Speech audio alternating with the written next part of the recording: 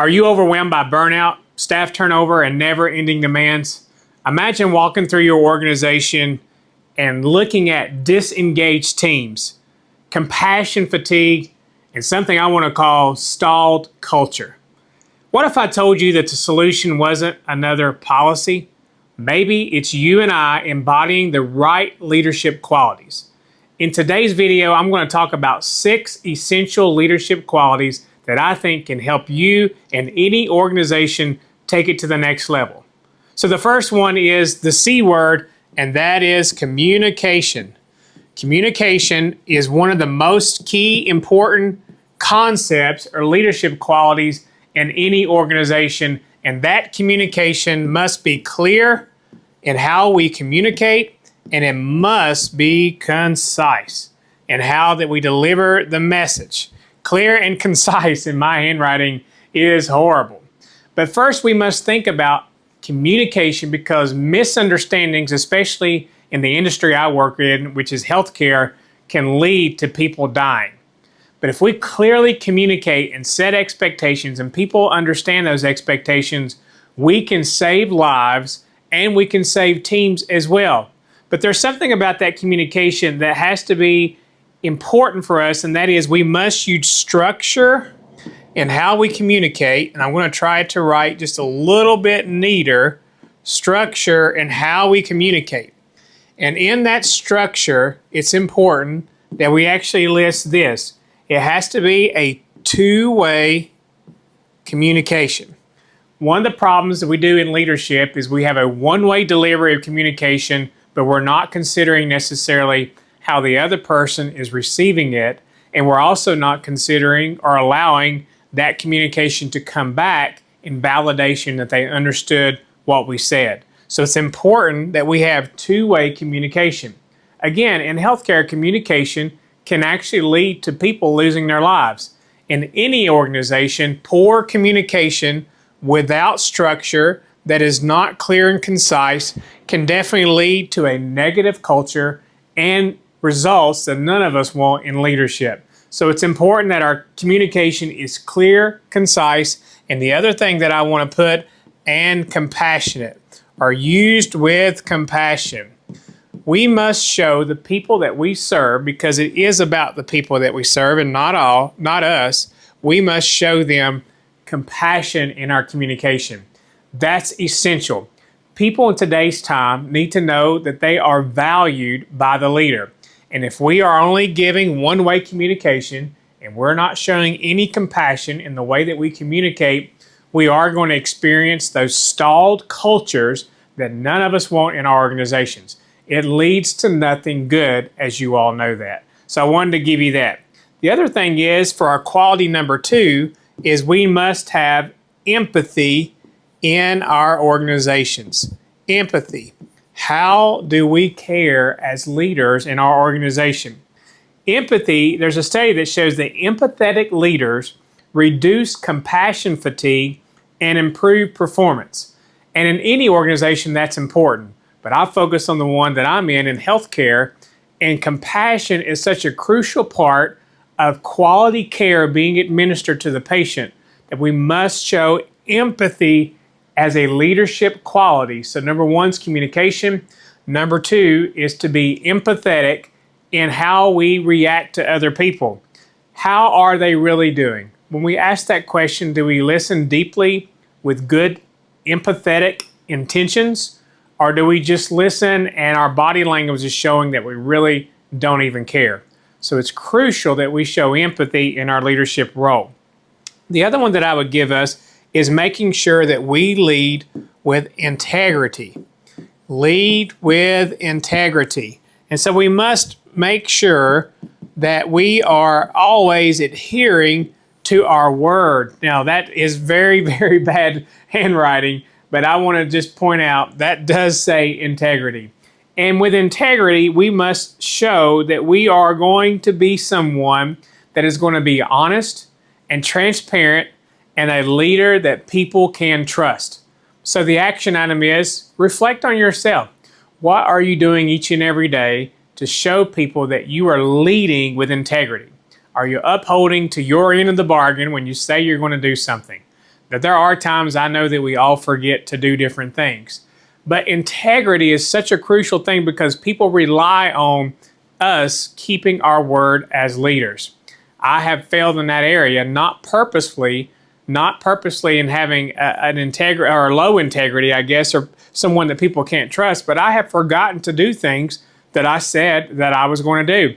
And I have felt bad about that because it's not my intention. I want to have the utmost integrity on quality number 3, and I know that it is essential.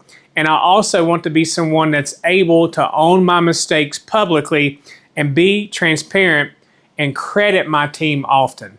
It's my team that makes me who I am today. I know that I'm part of that, but I'm also surrounded by a great team. So integrity is such a crucial component or quality. The number 4 quality is this: we must be strategic in our thinking. Strategic in our thinking. Now, how do we do this? Well, in strategy sessions, we must be willing to make patient-first decisions in healthcare. And in your organizations, whatever the customer is or whoever the customer is, it must be strategic because we need to think in the lens of not what I think they need, but think in the lens of what does my customer need. And you can achieve that in different ways to gather information. But it's truly important to be strategic thinking because that helps with our decision making. When we react to different things without having data, then we create products and spend useless time not meeting the needs of the customer we're trying to serve. In the things that I do with Mercy Speaks, my company Mercy Speaks, I have now learned more this year to consider the person that I'm trying to reach and present content that is more driven towards that person versus what I think they need by doing research and looking at what those types of people are looking for and what their needs are. And so we must be strategic in our business or as a leader or in our organizations and in healthcare, strategic in our actions by gathering information and collaborating with people that are in those areas. For instance, as a CEO, by bringing people in the front line into the office or into committees or action committees and listening to what they had, because I wanted to be strategic and have the right information in the data so I could make the best decisions available. Number 5, I would say number 5 is that we must be resilient. And so have resilience, and I'm going to write it as best as I can, must have resilience in our leadership abilities. And that is not wavering back and forth. There are times we're going to have to change our mind, and I understand that. But if people see us as someone that's always wavering and we're not resilient, then they're not going to want to follow. In addition, and when I think about resilience, I think about when things are tough and there's conflict and there's situations. I think about sometimes that people like to just raise their hands and give up. But resilience leads through those tough areas and staff will follow. And so it's important that we have this characteristic of resilience in our leadership toolbox and staff see that so they can be resilient as well. Remember, we always set the tone and the example as leaders. And then I want to add in quality number 6, we must be able to have an ability to coach and also delegate. Coach and also delegate. Horrible handwriting, but that's what it says. Coach and also delegate.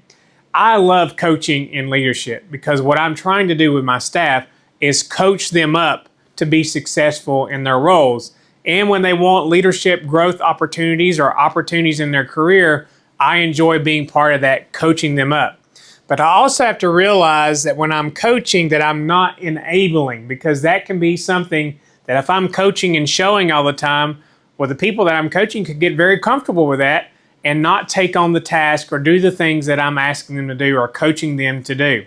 So I also have to realize that in that comes the ability to delegate. I'm trying to clarify that word for us, but the ability to delegate, because we should be able to surround ourselves with talented people that we can delegate activities to, not because we're too lazy to do them, but we need a team to help us get things done. in leadership, as I was studying under someone whose name is Kawana. She's very talented. She was talking about the leader is the creator, the one who gives the ideas. But we also need doers. And we have to delegate those things that are taking us away from being creators so those tasks can be implemented. So it's important to coach and delegate, and those are our 6 leadership qualities. So let me tell you all about a call to action. So which quality will you lead with this week? To go again is 1, we must have compassion. 2, we must have empathy. 3, integrity. 4, be strategic. 5, have resilience. And then 6, be able to coach and delegate. And we combine all these things together, we can be very successful as leaders in influencing other people.